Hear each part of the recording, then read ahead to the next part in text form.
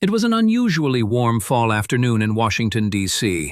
The streets buzzed with tourists, snapping pictures of monuments, young professionals rushing to meetings, and veterans proudly wearing their faded caps adorned with medals. In the midst of this vibrant cityscape, an elderly man named General Thomas Whitaker strolled quietly toward the entrance of a popular downtown hotel. His back was slightly hunched from years of hard service, but his eyes were sharp, observant, and filled with the stories of 1,000 battles, both on and off the field. General Whitaker had retired from active duty a few years back after nearly 4 decades in the U.S. Army.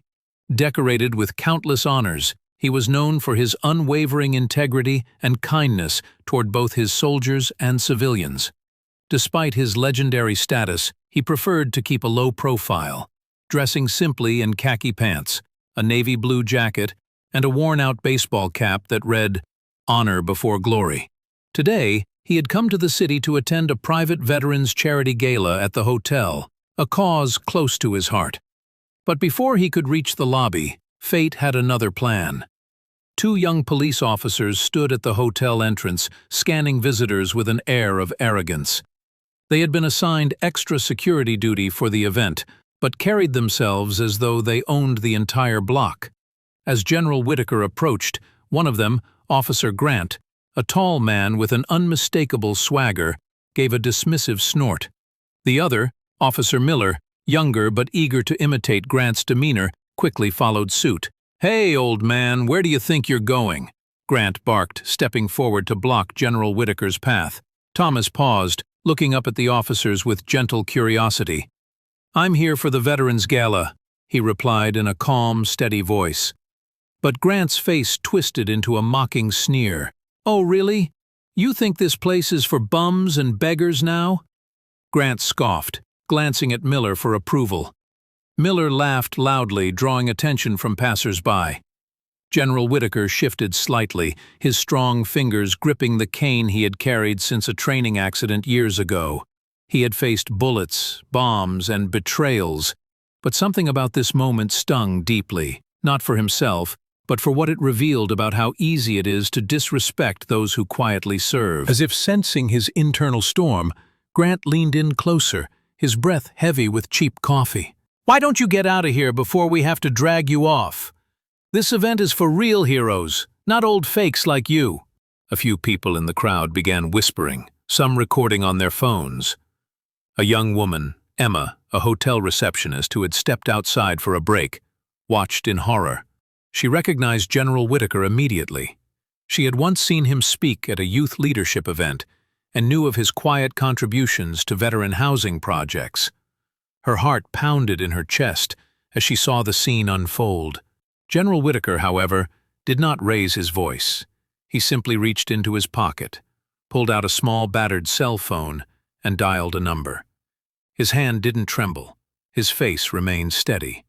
The officers exchanged puzzled looks, rolling their eyes. "Calling for backup? Go ahead," Grant laughed. Within moments, the call was answered. A deep, authoritative voice came through on the other end. "Thomas, what's wrong?" It was General Marcus Hayes, a close friend and the current chairman of the Joint Chiefs of Staff.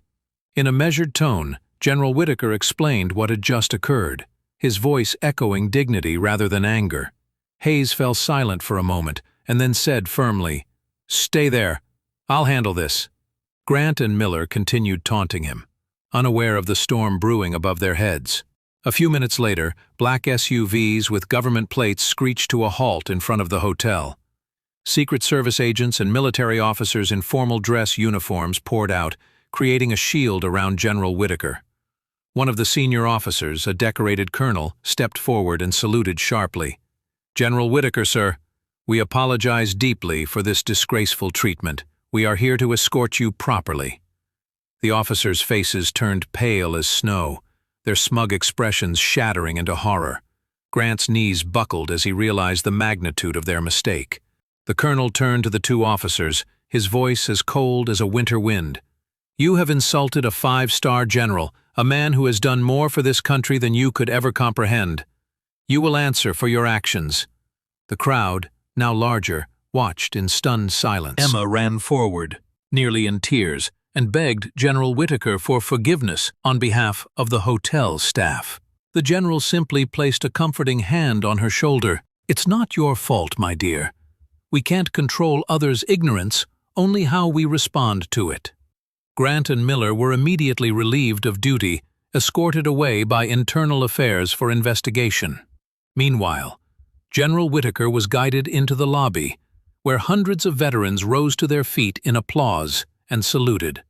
His eyes filled with quiet gratitude, not for the punishment given to the officers, but for the chance to remind everyone present of what real honor looked like. Later that evening, Emma shared the story on social media, and it quickly went viral. Millions were inspired by General Whitaker's grace and dignity under pressure. Messages of support and apologies flooded in from all over the world. Even former soldiers, now civilians, wrote about how his quiet strength had changed their lives years before. As the gala continued, General Whitaker stood on stage. His voice, though aged, carried the power of every soldier's heartbeat. "True power lies not in the badge on your chest or the stripes on your sleeve," he said, pausing as the audience hung on every word. "It lies in your ability to respect and uplift others, no matter who they are or what they look like." At that moment, the entire hall felt transformed. The lesson reached beyond the walls of the grand ballroom, rippling into homes and hearts everywhere.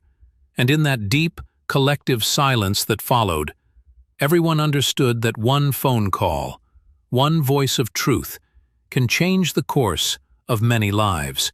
After his speech, General Whitaker stepped down from the stage to a thunderous standing ovation. As he moved through the crowd, people reached out to shake his hand, some with tears running down their cheeks. Emma followed him quietly, still shaken by what she had witnessed. She finally gathered the courage to speak. "General, can I ask you something?" she said, her voice trembling. He turned to her with gentle eyes and nodded. Emma swallowed, her throat tight. "Why didn't you yell back at them? Or show them who you are right away?" A soft smile curved across his lips. "Because real strength is silent," he replied. "It doesn't need to announce itself. It reveals itself when it matters most." His words struck Emma like a bolt of lightning. For so long, she had struggled to stand up for herself against rude customers and a toxic manager. She had often wished for power, for the ability to shout her worth from the rooftops.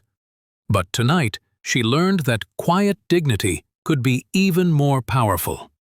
Meanwhile, upstairs, in one of the hotel's suites, Officer Grant sat handcuffed, head in his hands.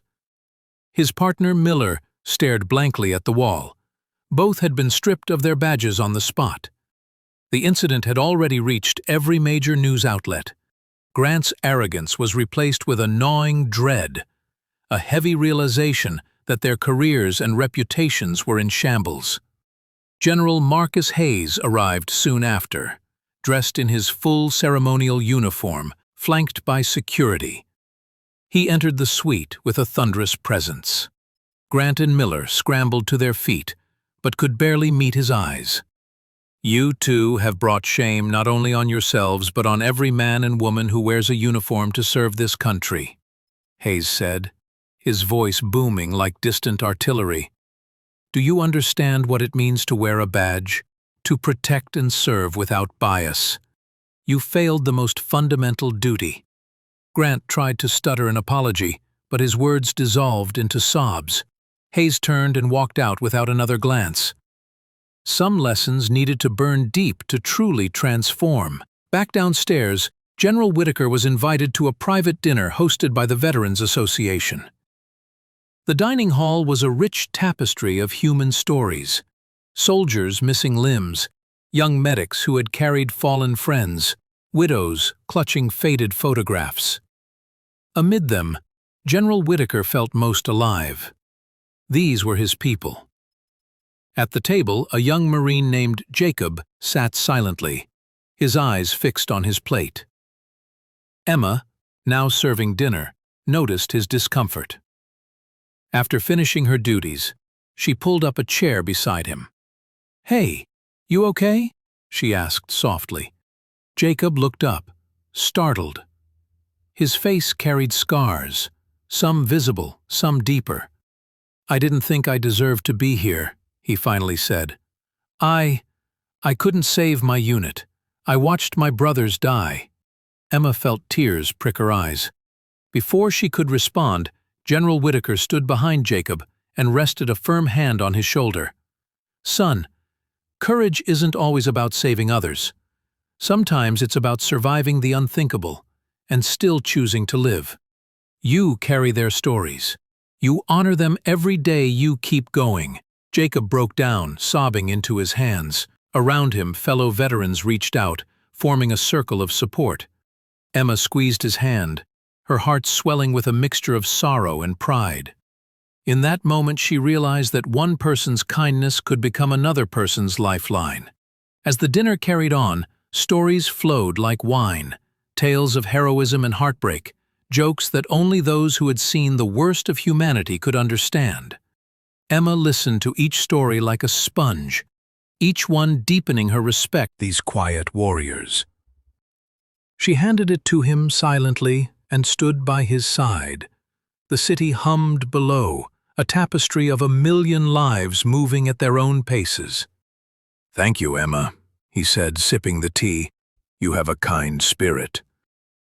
Emma shook her head. "I should be thanking you. You taught me something tonight, about strength and about respect." Whitaker looked at her, his eyes misty. "When I was a young soldier, I thought my strength came from my rifle, from my uniform, from medals, but it took me decades to realize that my true strength came from standing up for what is right, quietly, firmly, without hatred." He paused and watched as the moon rose above the city. The world doesn't need more loud voices. It needs more strong hearts. Emma nodded, feeling the truth sink deep into her bones. In that instant, she decided she would never again stay silent when she saw someone mistreated. She vowed to be a protector in her own way, just as Whitaker had been all his life. Suddenly, Whitaker's phone rang again. It was General Hayes. "Tom," he said, "the President would like to meet you tomorrow morning to formally apologize and honor your service publicly. You've inspired the whole nation tonight." Whitaker chuckled softly. "That's not necessary," he said. But Hayes insisted, and Whitaker finally agreed. Emma's eyes widened. "The President?" she gasped. Whitaker gave her a humble nod. "It seems kindness echoes farther than we imagine." Back at the hotel, news reporters swarmed outside, eager to get a glimpse of the man whose dignity had set the internet ablaze. Emma and the veterans helped shield Whitaker as he left, his steps slow but full of purpose. By the time he returned to his modest home that night, his story had already gone global. Soldiers overseas sent video messages of support. Kids drew pictures of him in school. Strangers left flowers and thank-you notes on his doorstep. When General Whitaker stepped into his quiet house, he paused at the doorway. The smell of old wood and worn books surrounded him like an embrace. Photographs lined the walls, black and white snapshots from Vietnam, colorful shots from Afghanistan, photos of him with young soldiers, and his late wife, Margaret, always smiling at his side. He touched her photo gently, whispering, "You were right, Maggie. Dignity matters more than any medal." He moved into the kitchen and put on a kettle, his movements slow and deliberate. He wasn't thinking of the press outside or the trending hashtags. His mind returned to that moment when the young officers insulted him, unaware of his history and his sacrifices.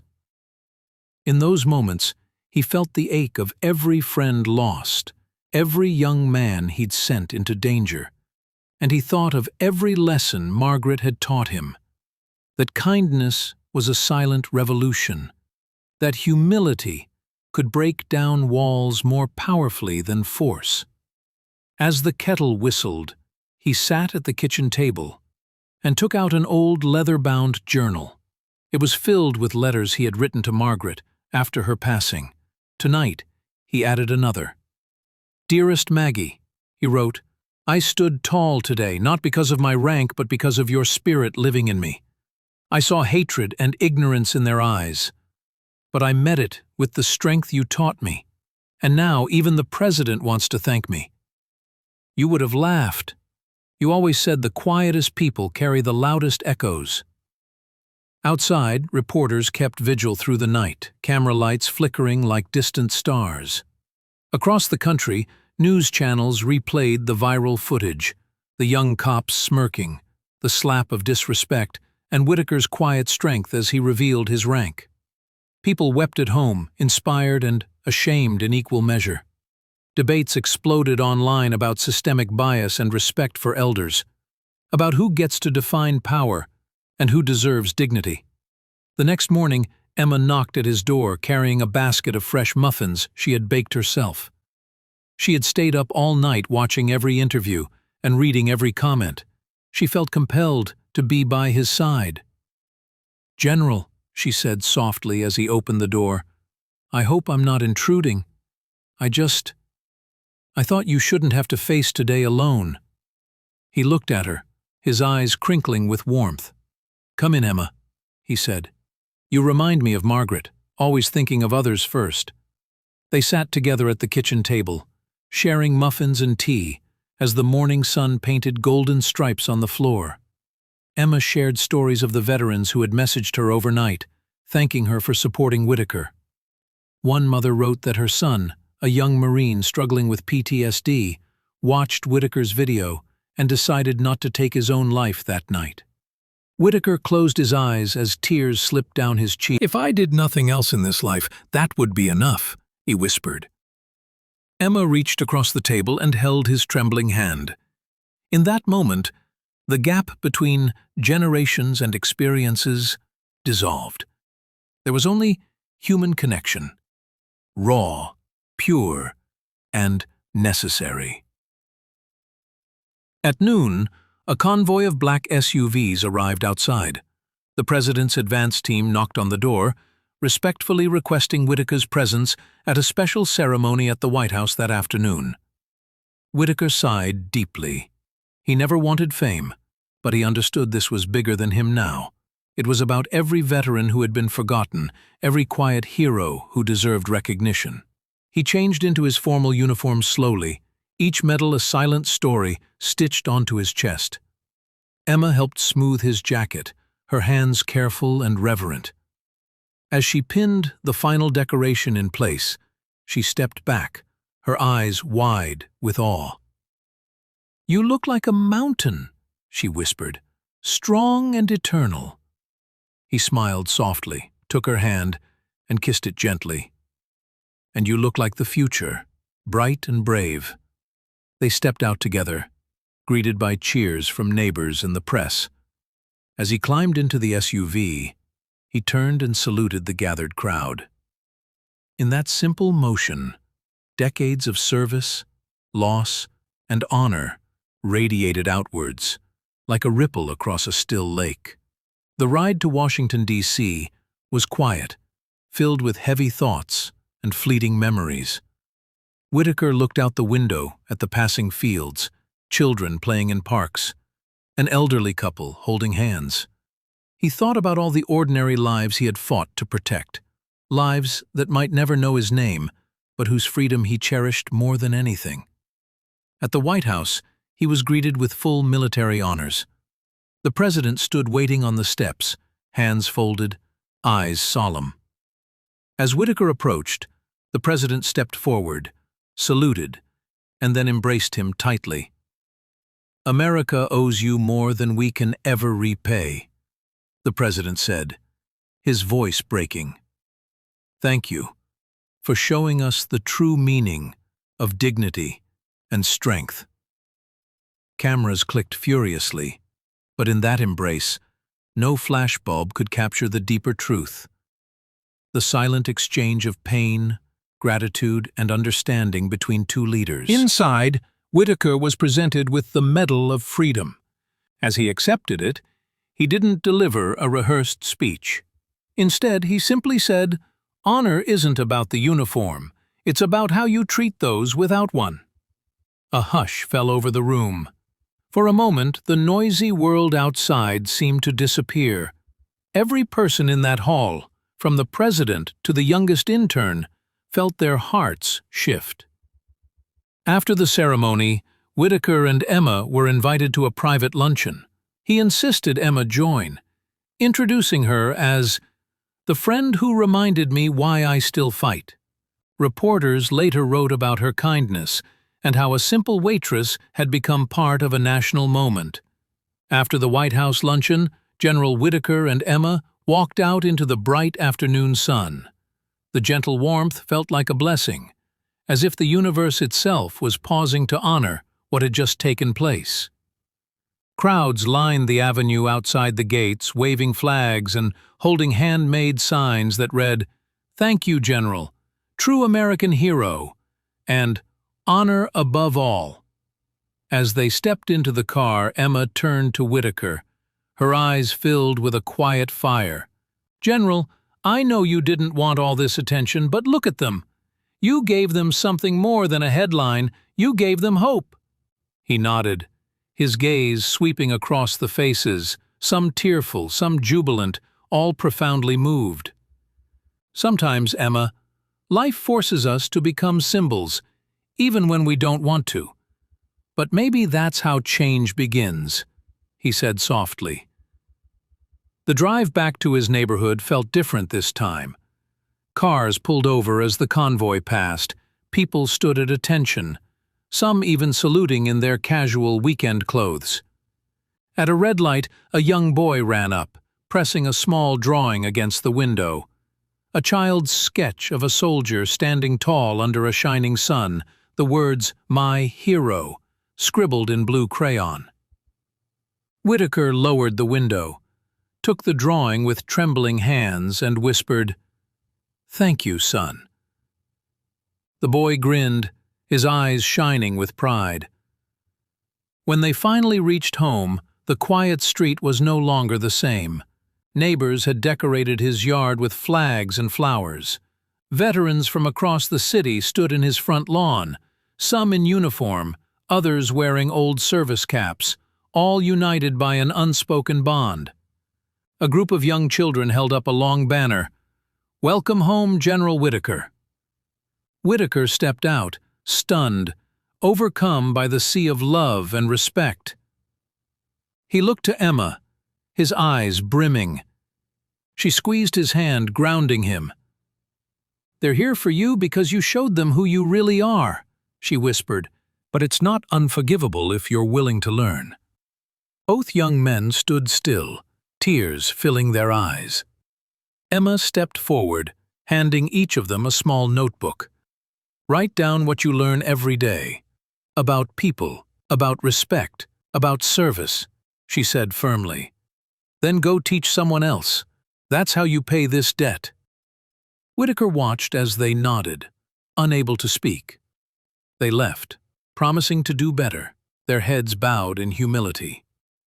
Weeks turned into months, and Whitaker's story continued to ripple through society. Veterans organizations saw a rise in volunteers. High school students wrote essays about him, and universities invited him to speak. His message of quiet dignity and true power spread further than any medal or headline ever could. Emma, too, found her life transformed. She started a small nonprofit to support veterans and young people struggling with self-worth and prejudice. She called it Echoes of Honor, inspired by Whitaker's words. In the first few months, donations poured in from all over the country, and Emma worked tirelessly, organizing workshops and counseling sessions. Whitaker often visited the nonprofit, speaking to the kids, sharing stories not of war, but of humanity, of moments when kindness saved lives more than any weapon. He sat in circles with them, listening, validating their fears, showing them that even the strongest warriors have moments of vulnerability. Late one evening, after a long day at Echoes of Honor, Emma found Whitaker on the porch, gazing at the moon. She sat beside him, wrapping a blanket around his shoulders. "General," she said, "do you regret stepping into that courtroom that day?" He turned to her, a gentle smile lighting up his weathered face. "No, Emma. That day was the beginning of my truest mission. To remind people that it isn't just about fighting wars. It's about fighting for each other, every single day." Emma nodded, her eyes shimmering in the moonlight. "Then let's keep fighting together," she whispered. They sat there in silence, the stars above twinkling like distant medals pinned on the fabric of the universe. The world seemed to slow down, every heartbeat syncing with the quiet determination that had guided Whitaker all his life. In the months following the public apologies and the founding of Echoes of Honor, General Whitaker's story only grew stronger in people's hearts. Schools began to teach his story alongside lessons on civil rights and civic duty. A new generation began to see heroism not as a badge to flaunt, but as a quiet strength that lived in acts of respect, forgiveness, and compassion. Yet for Whitaker, the greatest change wasn't happening on TV or in crowded auditoriums. It was happening in small, private moments, like the quiet mornings when he sipped coffee on his porch, reading thank you letters from children he had never met, or the afternoons when Emma brought local kids over to plant flowers in his yard, their laughter echoing like a long-lost melody. One crisp autumn morning, Emma sat with Whitaker under a giant oak tree in his backyard. A gentle breeze carried the scent of fallen leaves. Emma pulled out a stack of letters. "General, you have more fan mail today?" she teased. He chuckled, his eyes crinkling with warmth. "Read me a few, will you?" Emma began. One letter was from a young boy who had stopped bullying his classmate after learning about Whitaker's story. Another was from a single mother who said she stood up to workplace harassment because she drew strength from his dignity. A third was from a police academy cadet, pledging to uphold true justice after hearing about Whitaker's encounter with the young cops. As Emma read, Whitaker's eyes glistened. Each letter wasn't just praise. They were seeds, proof that a single act of courage could ripple out to change countless lives. That afternoon, he asked Emma to help him write one final speech. His health had been quietly declining, and he knew his time to speak publicly was limited. Together, they sat for hours, crafting words that would resonate beyond his own life. When the day of the speech arrived, hundreds gathered at the city's largest auditorium. Veterans in uniform filled the front rows. Teachers brought entire classrooms. Community leaders and journalists packed the aisles. On stage, a simple wooden podium stood under a single spotlight. Emma helped Whitaker to the stage, her hands steadying his frail frame. The room fell silent as he stood behind the microphone, gripping the edges of the podium. "Ladies and gentlemen," he began, his voice gravelly but steady. "I stand before you, not as a general today, but as a man. An imperfect man who has spent his life trying to understand what true service means." He paused, scanning the room. Service is not medals or parades. It is not orders barked or flags waved in anger. Service is seeing the humanity in each person before you. It is understanding that every single one of us carries battles you may never know. A hush settled over the crowd. Whitaker continued.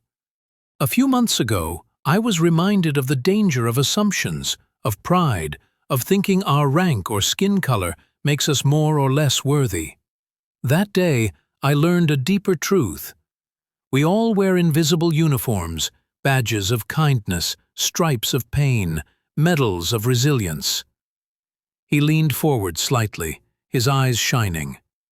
"I urge you to look beyond uniforms, beyond titles. Fight not for ego, but for each other.